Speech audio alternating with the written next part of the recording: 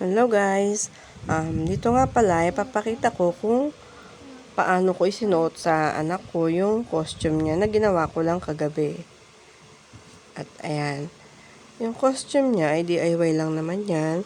So yung bag niya na hindi na ginagamit, dun ko po nilagay yung tawag dito. Ayan, yung pugot na ulo, nilagyan ko lang po siya ng unan sa likod para magsilbing parang katawan nung nasa likodan niya. Ayan. At dyan na nga, hindi na kami magkaintindihan ng anak ko kung paano kakabit yung bitones kasi medyo masikip na sa kanya. Pero, sa totoo lang, yung polo na yan ay malaki yan. Ang anak ko medyo chubby-chubby na, kaya medyo masikip na sa kanya, lalo sa may bandang tiyan. Ayan. At yan nga pala guys, hindi ko napansin na yung pagbibitonis ko dyan ay hindi pala pantay. Ayan, yung kabila ay mahaba, yung kabila naman ay maiksi. Ayan.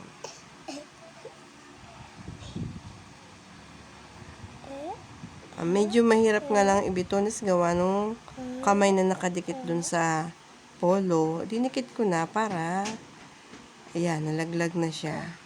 Nasira na.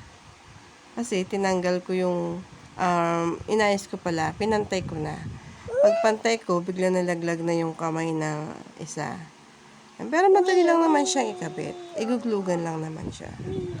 At dyan na nga, ayan, ang hirap isarado kasi nga medyo masikip sa harapan. Ayan, kailangan pa namin hilahin. Tapos medyo nakalabas yung damit ng anak ko, kaya itinakin ko na lang. Ang hirap din pala maging nanay, no? Kasi, at yan, kinuha ko pala yung glue gun kasi nga, didikit ko ulit yung kamay na nalaglag.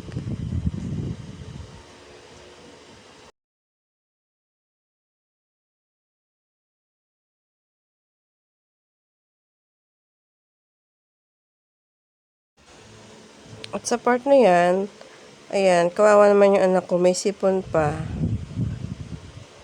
Kaya hirap na hirap siya magpunas kasi yung kamay niya ay itatago niya. Ayan. Yun nga pala, ilalagay ko na yung kamay nung kanang kamay nung costume niya para magsilbi. Kunyari na nakahawak sa ulo.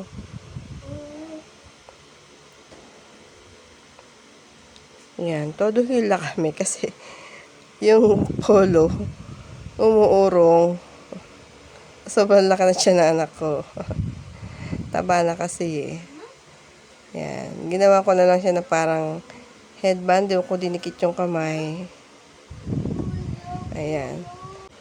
At dyan nga po pala ay nilagyan ko lang ng double-sided yung pisngi niya. Tapos dinikitan ko lang ng tissue. Ayan. Para kunwari, meron siyang sugat sa pisngi.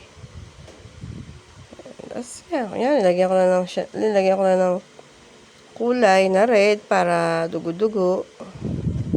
Ayan, ganyan lang po kasimple ang paggawa ng pugot na ulo. Ang ginamit ko pala diyang pinakaliig ay karton lang. Tapos nilagyan ko lang ng tissue din. Tapos, kinalayan ko lang ng red. Yan, para magmukha lang siyang dugo. Ganon. Tapos yan, yung polo ng asawa ko na hindi na ginagamit. Ngayon, nagamit ng anak ko para sa costume niya. Tapos yung gloves ay hiniram ko lang sa kumare ko. Ayan. Tapos hiningi ko lang yung paper plate. Hiningi ko lang sa kumare ko din. Ayan. Kaya wala po akong ginastos dyan sa costume niya. At kagabi lang namin ginawa. Tapos yung sa mukha niya, ngayon lang, bago siya pumasok.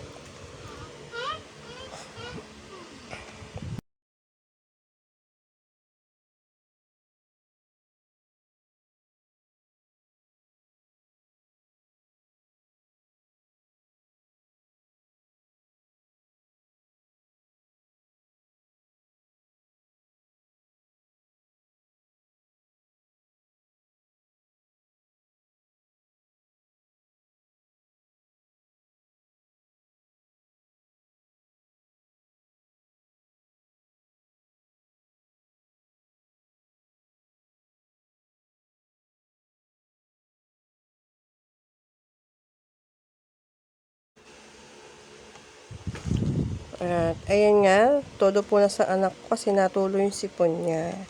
Kaawa naman. At ayan, tapos na ang costume na anak ko.